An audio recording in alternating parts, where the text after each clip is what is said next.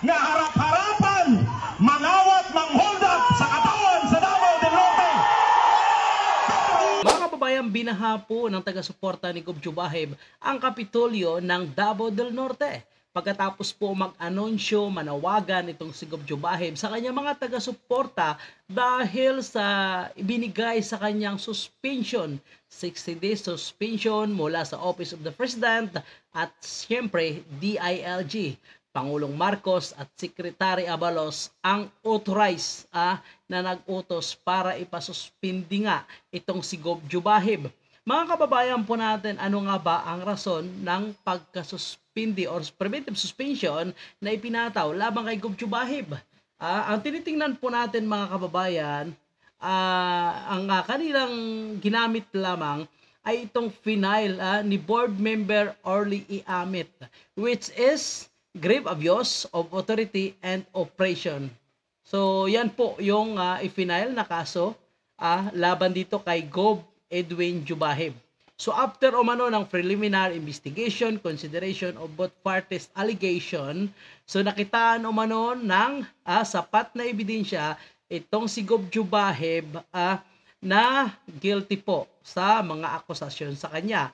Kaya umano, ibinigay ito sa kanya o ipinataw itong preventive suspension para hindi niya na umano ma-impluwensyahan itong investigation at ang safety and integrity of the records and other evidences. Kaya sinuspindi umano itong si Gob Jubahib. So ang ginamit siyempre, Local Government Code of 1991, Section 1, Rule 6 of Administrative Order Number 23, Series of 1992. So ang ginamit din sa kanya para sa suspension ay itong Local Government Code of 1991. Pero ang tinitingnan po natin, mga kababayan, hindi lang po yan ang naging basihan po. So yung nag-sign pala nito ay si Lucas Bersamen, Executive Secretary, dahil wala nga itong si Pangulong Marcos nasa Jamaica. So mga kababayan, ang tinitingnan po natin, kaya nang sabi ko, na posibleng isa sa pinakarason po para sa akin, mga kababayan po natin, ito po, itong peaceful rally, which is Filipinos are not for sale, hakbang ng maisog, nagaganapin po mga kababayan po natin ngayong April 14. So malapit na po yan mga kababayan, 3 days ago na lang, April 14, so Sunday, 6 p.m. sa Tagum City. So dahil isa umano sa nagbigay ng permiso itong si Gob Jubahib para matuloy itong peaceful rally diyan sa Davao del Norte. At itong si Gob naman ay sulit taga-suporta ni dating Pangulong Digong at ni Vice President Sara.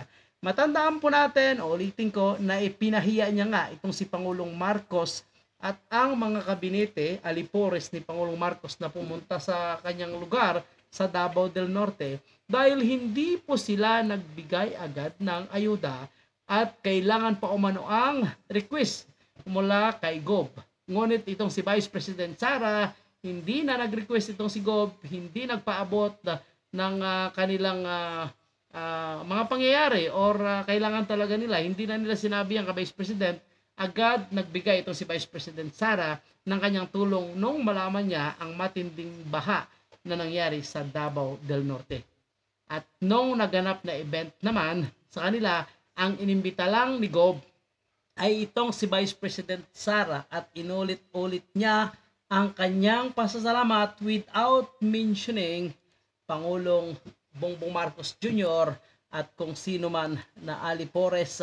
At syempre sa ibang event, imbitado itong si Tambaloslos, ang inimbita lang itong si Vice President Sara na nagsalita rin ito at nagpasalamat kay Gobernador.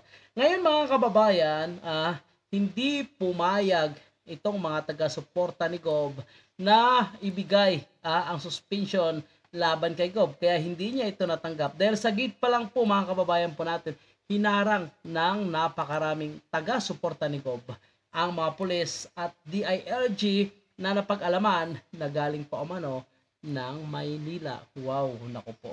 Ang pagdepensa kay Kuya Gob, gikan sa inyong kasing-kasing. Kabalo ang tanan kung giun sa inyong ng paghigugma si Kuya Dong.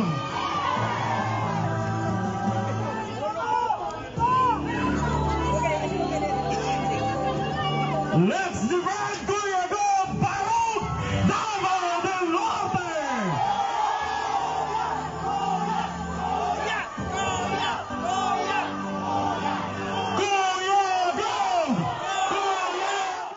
Kung makikita po natin mga kababayan po natin, sobrang init po ng panahon pero hindi ininda ng mga taga-suporta ni Gov Jubahe para harangin itong mga pulis at ipinadlock ang entrance gate nitong Kapitolyo. Kaya ang ginawa po ng mga pulis umano at ng taga-DILG, Office of the President, ay idinikit na lang sa gate itong suspension ni Gov Jubahe.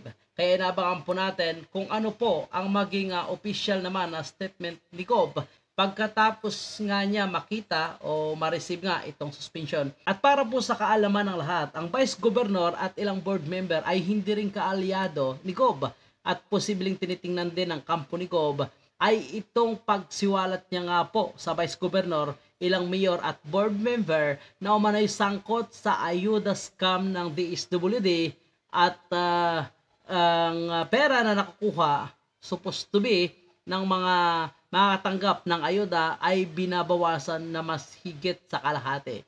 For example, 5,000 ang makukuha, ang nakukuha umano ng recipient ay 1,000 na lang, ang 4,000 ay napupunta sa mga opisyal na nagsasagawa nitong ayuda. So sila umano yung may hawak ng pondo or budget which is pinamumudmod sa ating mga kababayan pero binabawasan. Ito po yung in-expose ni Gov Jubahe sa Senado.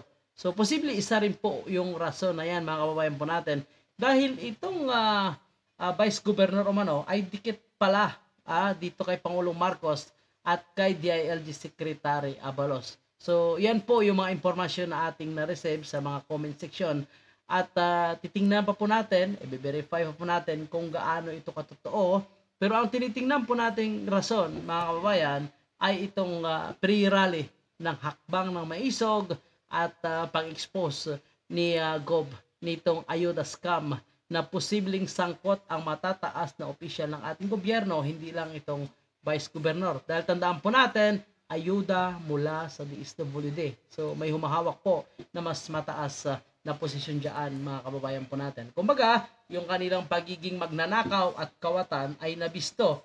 Kaya kung titingnan po natin ang nangyaring ito, para ang nangyari din sa Misamis Occidental.